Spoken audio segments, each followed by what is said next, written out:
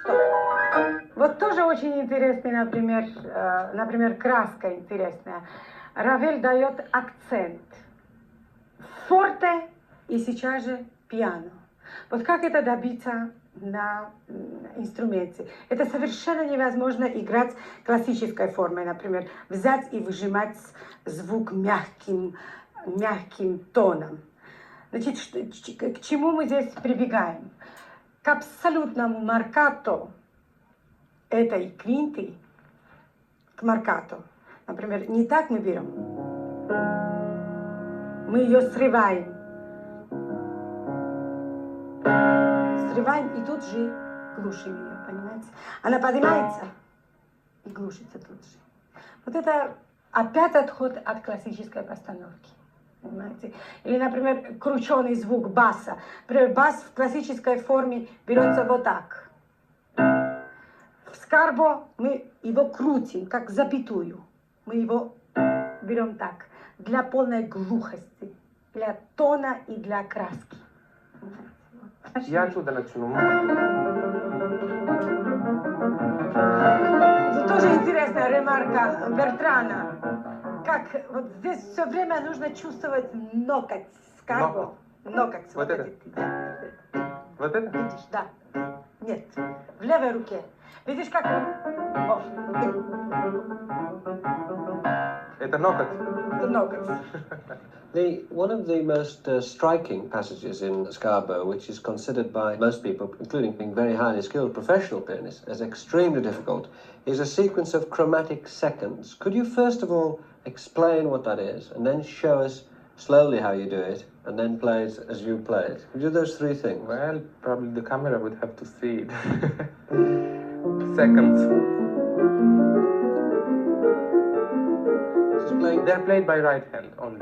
Two adjacent notes at the same time are being played. Probably what is difficult about these seconds, I would probably give the easiest answer, is that usually you're not supposed to play seconds, because in all the other literature, seconds are usually described as dirt, something which shouldn't happen. Because that's two adjacent notes. Yes, if taken together, they sound as a dissonant, not a consonant.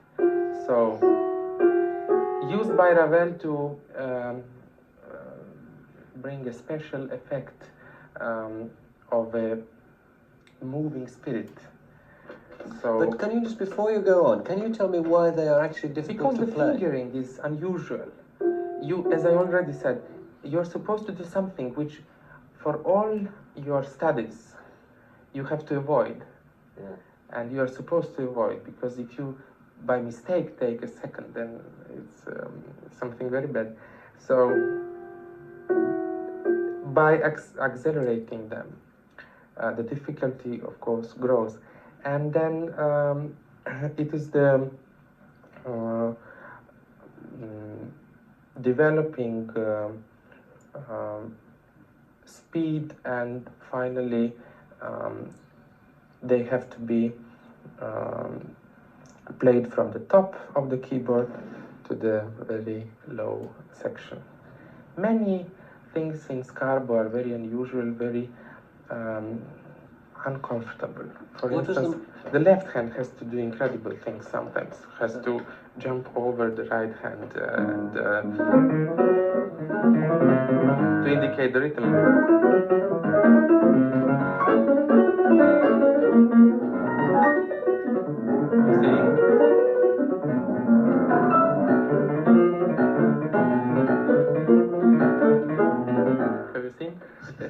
It's like that. So sometimes it is, and probably the most difficult about that is to put all these difficulties, each page full of, together and to make music out of it. Down.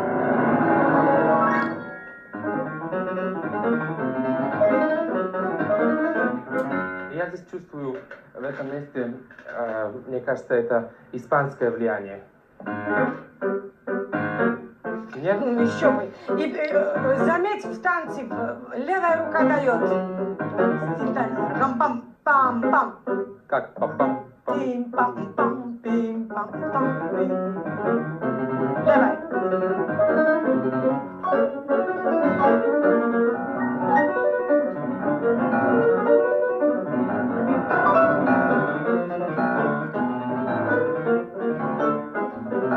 Why is it so difficult? The real answer would be that whatever is written in a score should become as if it does not come from the piano, as if it comes from the orchestra. So probably the most proper answer would be that it is an orchestration of a piece.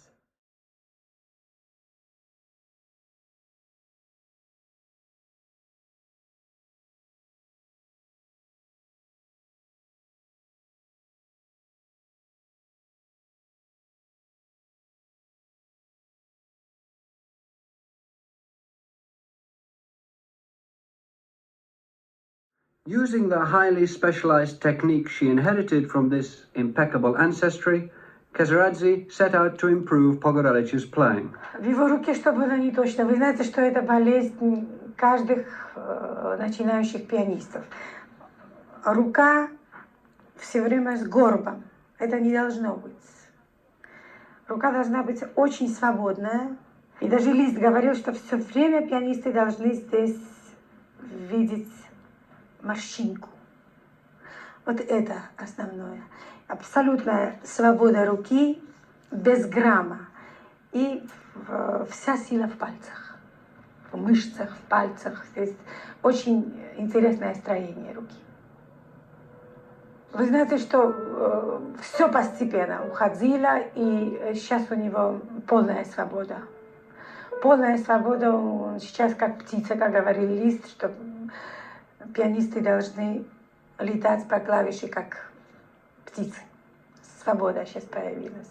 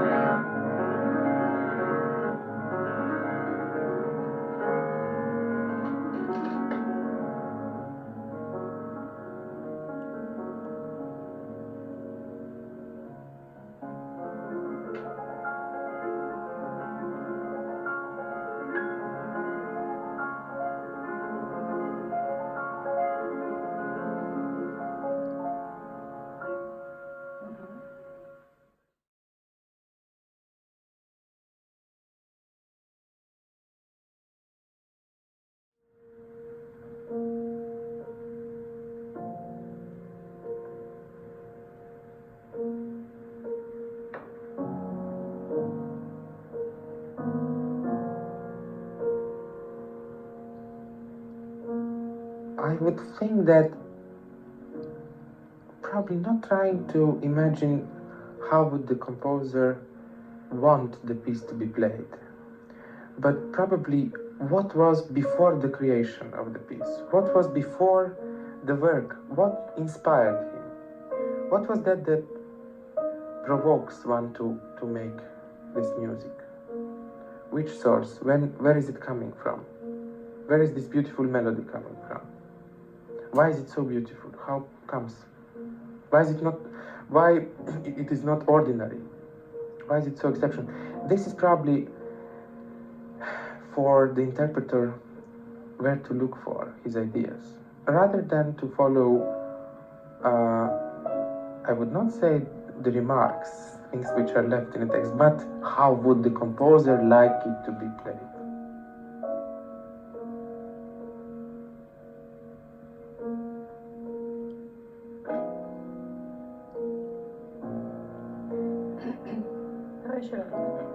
Неровно получается.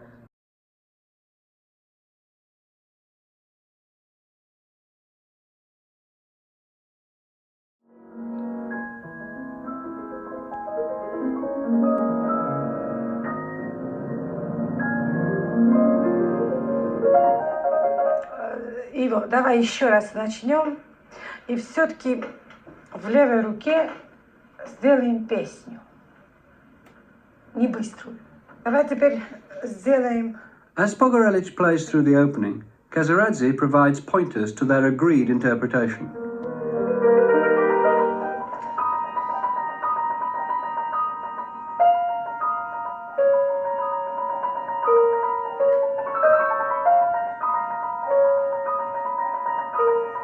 Смотри, как интересно. Та же тональность, тут начало, вот, да, Да. с диеза.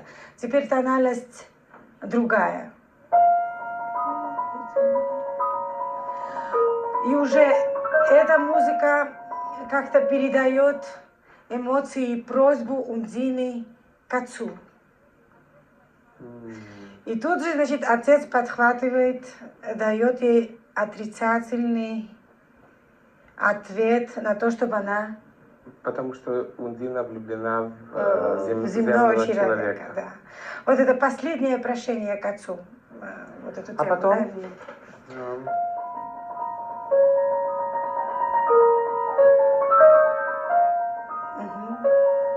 Ласковая интонация. Ласковая интонация.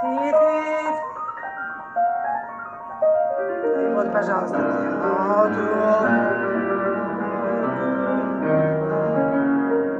А это царь воды, да? Это царь воды отец. Опять просьба, чуть-чуть активнее. Активнее, активнее все. Kezeradze's emphasis on a narrative reflects the literary origins of this piece. Ravel called Gaspard de la Nuit 3 poems for piano.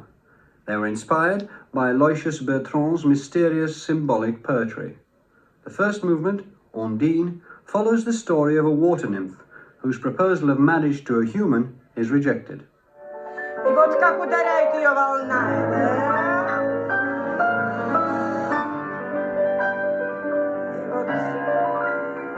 опять отец.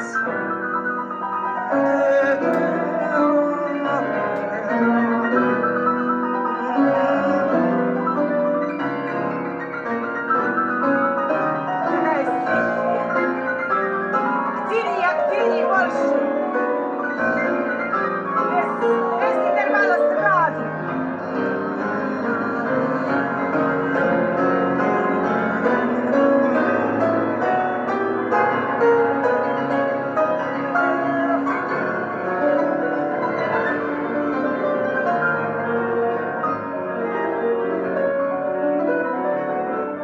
Очень хорошо, очень хорошо. Culminat.